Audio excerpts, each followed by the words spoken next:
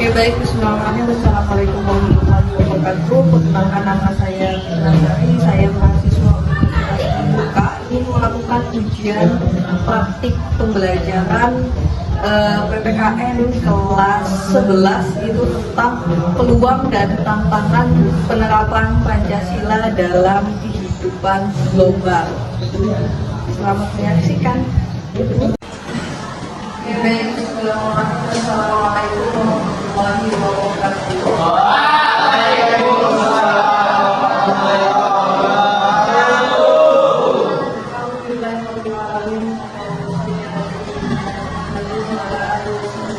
Baik, hari ini kita akan mulai kembali pembelajaran PPKN kita. Hari ini kita akan membahas tentang peluang dan tantangan Pancasila di dalam globalisasi.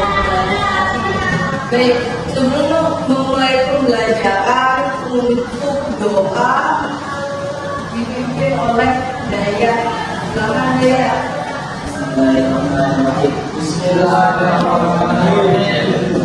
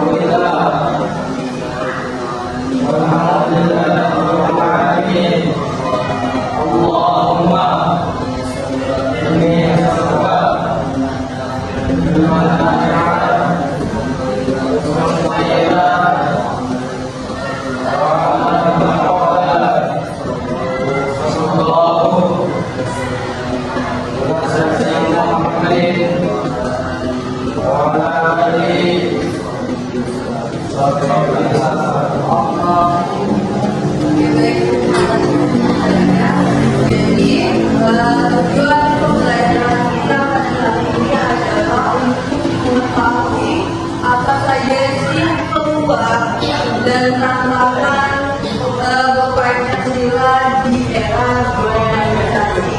Yang pertama kita akan bahas tentang tantangan Pancasila dalam kehidupan global. Yang pertama adalah tentang tantangan ideologi atau pemahaman. Jadi ada beberapa tantangan ideologi yang dihadapi di era global. Yang pertama adalah tentang ekstremisme, kemudian tentang radikalisme dan konsumerisme. Konsumerisme, kalau dalam bahasa anak zaman sekarang itu apa?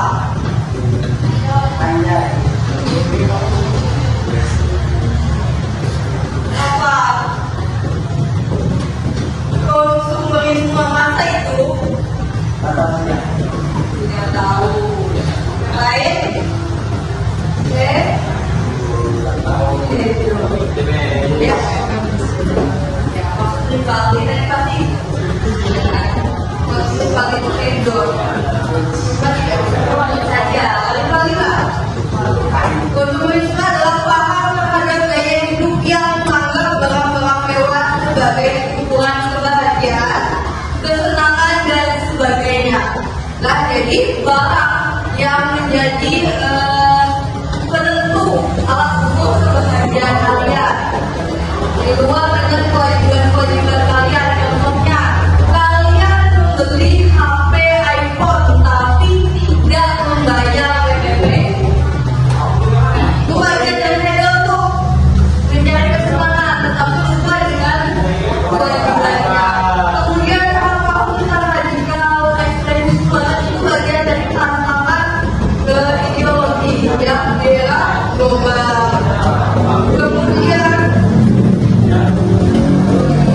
yang kedua adalah hoax. Jadi tantangan Pancasila dalam kehidupan global yang kedua adalah hoax atau penyebaran berita bohong. Ya, jadi zaman sekarang untuk penyebaran berita bohong itu sangat mudah sekali melalui apa? Melalui media sosial. Jadi untuk kalian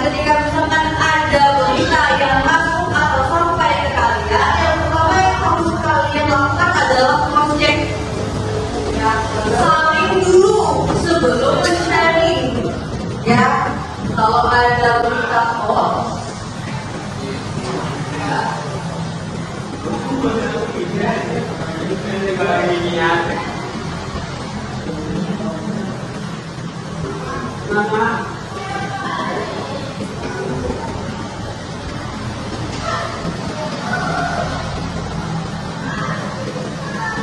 kalau dapat berita atau informasi saring dulu, filter dulu sebelum nanti di sharing.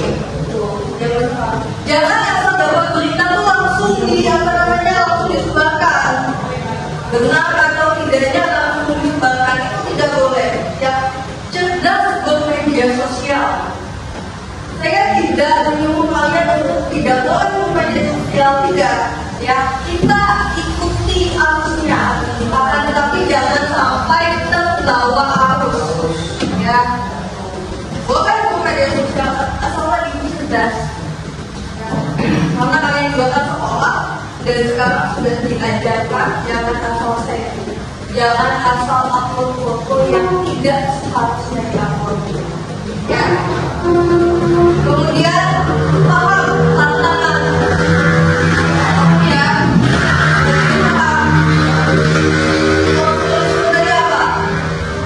Dari apa? Edot. Ya, edot atau bahasa edot ya. Paham tentang kalau misalkan kita itu bahagia kalau kita punya agama mewah, padahal sebenarnya nggak mampu. Jadi nggak usah dipikirkan lu nggak mau dengan yang belum nggak usah.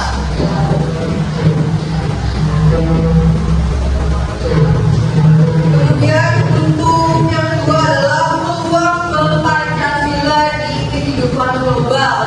Kemudian yang pertama adalah untuk peluangnya bangsa yang religius, ramah dan damai. Itu peluang Pancasila di era global. Jadi kalau misalkan untuk beragama tentang ilmu agama lebih mudah didapatkan lewat media sosial. Akan tetapi lihat dulu sana keilmuan guru yang menyampaikan ilmu tersebut. Ya, jangan asal terima ilmu agama nanti kalian yang susah. Ya, yang ketiga, karena paham ibu jangan paham. Yang penting sholat itu niatnya. Gak boleh, ya. Kemudian di media sosial pun misalkan dalam agama ada yang apa itu kan jamaah deh, majelis deh. Siapa tuh? Nah, ibu kita jamaah deh apa? Itu siapa? Gak boleh ikut-ikut yang gak ada gampang jelek. Itu pada agama itu dosa. Meskipun kelihatannya keren, meskipun dikemas dengan bentuk yang apik, itu jangan diikuti. Kemudian Pancasila sebagai kekuatan. Itu tadi Pancasila sebagai kekuatan kita. Maka di dalam Pancasila ada 5 dasar yang menjadi pedoman kita untuk menentukan arah kehidupan kita ke depannya seperti apa. Ketuhanan yang Maha Esa, bagaimana di situ negara menjamin tentang kebebasan beragama, kemanusiaan yang adil dan beradab, adanya perlindungan terhadap hak-hak kalian, kemudian persatuan Indonesia untuk berlangsungan kalian juga, kemudian bermusyawarah yang kalau itu kan tentang musyawarah intinya itu artinya itu akan meminimalisir konflik yang terjadi di antara kalian. Kalau ada masalah musyawarahkan, jangan kalau ada masalah diupload di media sosial. Tidak boleh ada masalah dimusyawarahkan, jangan saling sendiri media di grup kelas, tidak boleh ya. Kemudian itu Pancasila sebagai kekuatan kita. Kemudian yang kelima tentang keadilan sosial itu membahas tentang bagaimana kita itu hidup setara, apa punya akses kebebasan untuk berpendidikan. Tidak. Kemudian yang ketiga itu adalah meningkatkan keterampilan ini. Jadi lewat media kalian punya wadah untuk berkreativitas dan berinovasi lebih luas. Contohnya melalui konten-konten edukatif. Ya, misalkan saya kemarin waktu kelas 10 meminta kalian untuk membuat konten edukasi yang kemudian diupload di media. Itu adalah bentuk dari pengimplementasian Pancasila di era digital, apalagi di zaman kita sekarang, zaman yang mana ciri dari globalisasi itu adalah meningkatnya besarnya perkembangan teknologi. Jadi saya ingin bahasanya memberikan kalian contoh bahwa konten seperti ini loh yang bagusnya untuk di-share ke media sosial. Makanya yang di-share adalah konten edukasi, kata-kata bijak, misalnya jangan rokokan yang diupload, jangan pegangan tangan dengan yang bukan mahal yang diupload, jangan yang tidak menggunakan jilbab yang diupload, jilbab setengah ini. Ya, siapa? Oh, iya. Bapak enggak ya? Oke, baik. Sampai sini ada pertanyaan? Kalau boleh tahu tadi saya membahas tentang apa? Tadi? Bedon, ya, yang penting kepalanya bedon saja. Biasa, jangan putih kepalamu apa? Tidak boleh pacaran. Apa? Nah, jadi yang putih kepalamu apa? Kuning. Besok lagi ya, nanti ya. Besok lagi ya. Ya, nanti besok lagi. Eva, apa? Yang putih kepalamu?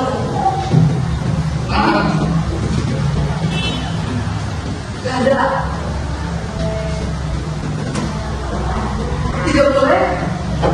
Nah, tidak boleh memegang tangan. Makanya, gitu ya. Sebenarnya kalau di PKN itu satu saja ilmu yang kalian dapat, tapi diimplementasikan. Banyak-banyak ilmu tapi tidak diimplementasikan apa gunanya? Ya, berhasil atau tidaknya pembelajaran saya adalah hasil dari implementasi nilai-nilai tersebut. Ya, gak usah ada majelis deh, gak usah ada jarak deh, dengan yang kita makom. Kemudian tidak usah hedon, tidak usah promo dengan yang tidak jelas. Kemudian kalau saya di media sosial itu yang bagus-bagus saja, jangan segalanya di share. Kelihatan di situ isi kepala kamu apa? Ya, segalanya di share, kalau nggak tahu menggunakan dampaknya itu baik atau buruk. Ya, baik Papua. Oke, baik. Itu saja yang dapat saya sampaikan. Pertemuan selanjutnya. Ya, nah itu dia. Itu kita akan membahas tentang ide pendiri bangsa, tentang konstitusi. Ya, hukum itu ada untuk menjaga bangsa kita. Ya, hukum untuk dijalankan, bukan hukum untuk dilanggar. Ya, kita lihat. Oke, baik, itu saja yang dapat saya sampaikan. Mohon maaf segala kekurangan. Assalamualaikum warahmatullahi wabarakatuh. Waalaikumsalam.